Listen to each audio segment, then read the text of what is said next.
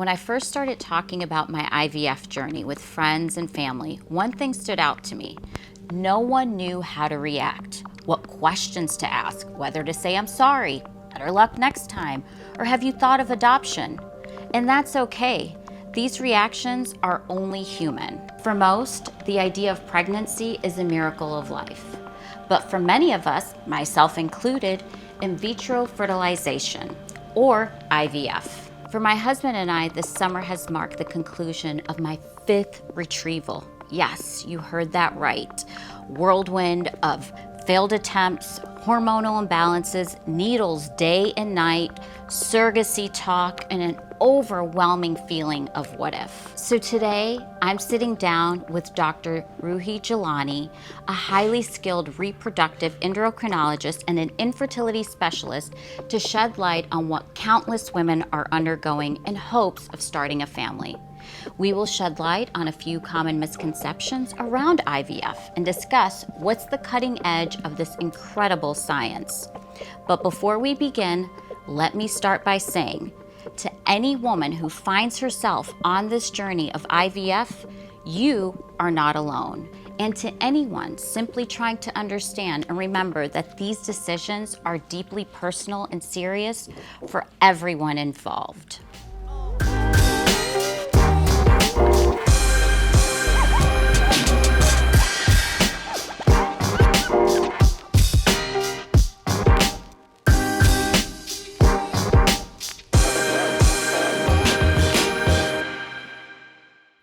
Dr. Jeelani, let's talk about how you got into IVF and being a specialist in this field. Yeah, well, I was exposed to this field very early on in my teens. So I was a gymnast and a swimmer, and I was having irregular cycles. So my mom would keep taking me to all these doctors, and they kept saying it's because I was anorexic or I was too athletic and I had a low body mass index, and that's why it's happening. So every day I would eat really, really bad.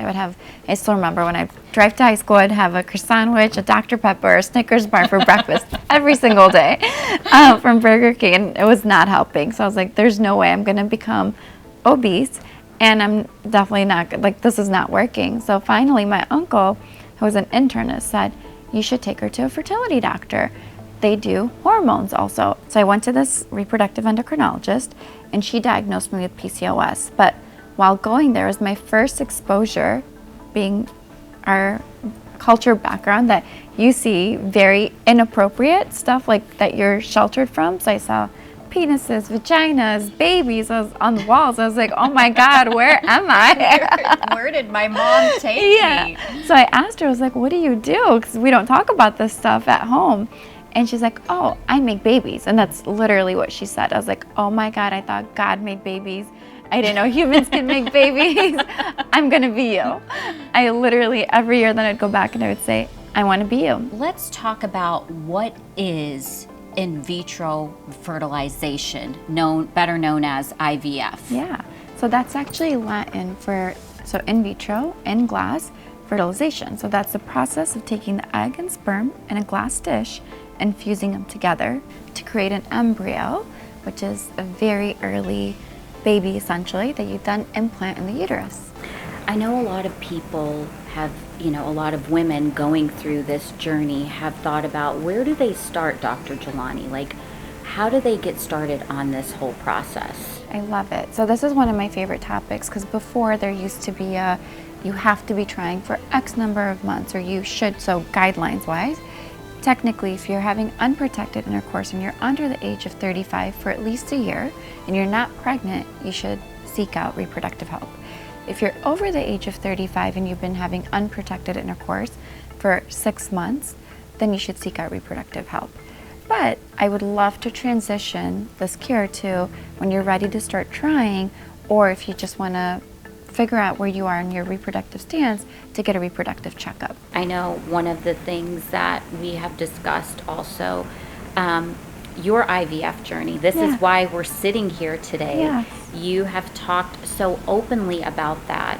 Why have you shared your journey with so many people? When I initially started going on social media, I realized that, gosh, so many people go through this, because I was out in the world and I'd slowly started saying, well, I had my son through fertility treatment, and then 10 people in the room would be like, oh, so did I. Or I had a miscarriage, and then you'd hear another round of people say, oh, me too. And I was like, gosh, it's so common, yet no one talks about it. You're absolutely right. And I know that you have also empowered and inspired me to share my journey and my story and the struggles, because IVF looks different for everybody. Yes. It's not the same. Let's talk a little bit more about that. I think that's also another great point, because a lot of people, and I do that, right? The comparison game. Yeah. I always say, well, I'm in my 20s. That's how old I was when I started trying. And I was like, well, this person got pregnant, that person got pregnant. This is what the textbook says, and this should be me.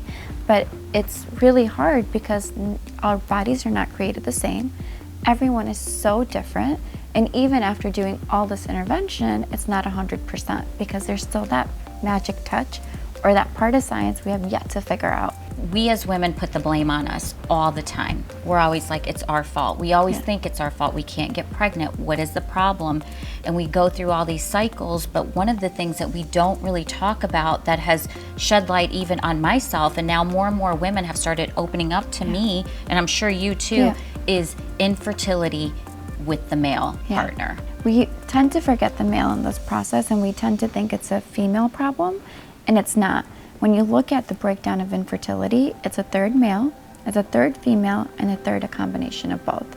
And as doctors, we're learning about DNA fragmentation, small breaks in the sperm.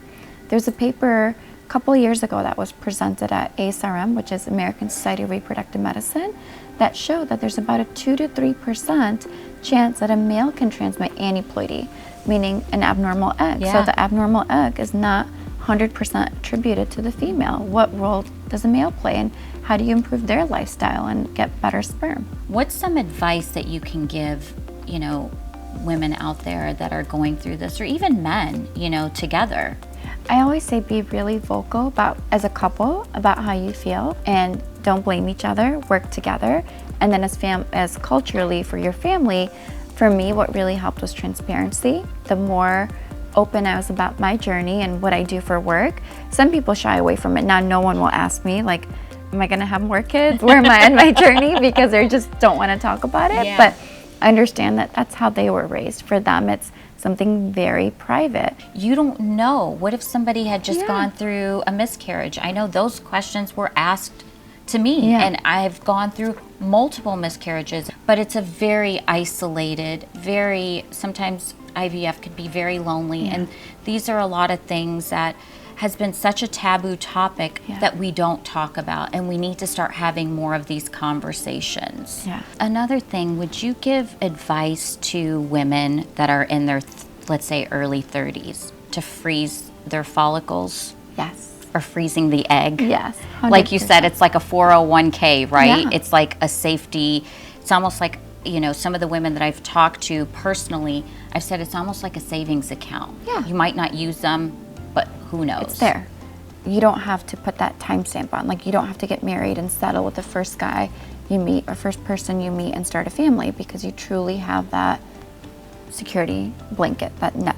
Yeah, and not only that, a 30-year-old egg, right, follicle is going to be better than a 35-year-old follicle. Let's talk about that, because eggs mature and get older as we age. Yeah. So as females, we're born with all 46 chromosomes. So our eggs are all of us.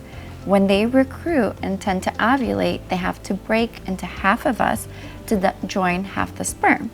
Now, males are lucky in that we don't hear about paternal aging as much.